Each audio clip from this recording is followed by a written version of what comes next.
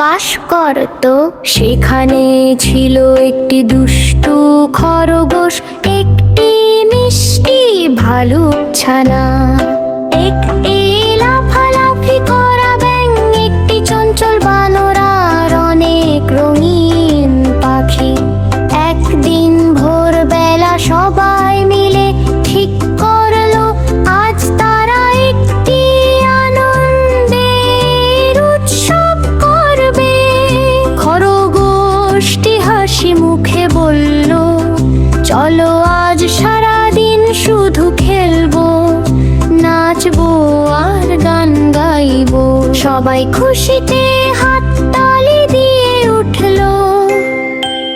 আনন্দ করতে করতে তারা জঙ্গলের ভেতর ঘুরতে লাগলো। কিছু দূর যেতেই তারা খুঁজে পেল একটি বড় স্ট্রবেরির বাগান। লাল টুকটুকে পাকা স্ট্রবেরি দেখে সবার চোখ আনন্দে চকচক করে উঠলো। সবাই মিলে মিষ্টি স্ট্রবেরি তুলে খেলো এবং ভালোবাসার সঙ্গে একে অপরের সঙ্গে ভাগ করে নিল।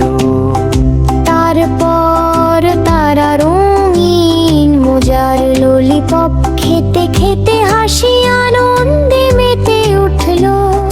ঠিক তখনই একটি ছোট্ট পাখি উড়ে এসে বলল, চলো এবার লাফানোর প্রতিযোগিতা করি।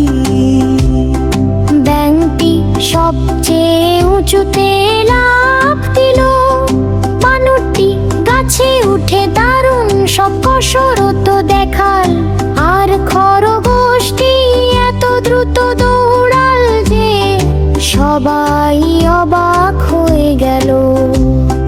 চারদিকে হাসি আনন্দ আর হাততালির শব্দে জঙ্গল মুখর হয়ে উঠল। হঠাৎ একটি ছোট্ট কুকুর ছানা পথ হারিয়ে কাঁদতে শুরু করলো। সবাই সঙ্গে সঙ্গে তার পাশে দাঁড়াল।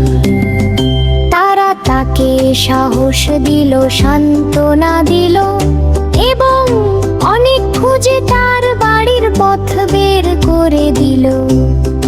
কিছুক্ষণ পর কুকুর ছানার মা এসে তাকে বুকে জড়িয়ে ধরলেন এবং সব প্রাণীকে আন্তরিকভাবে ধন্যবাদ জানালেন।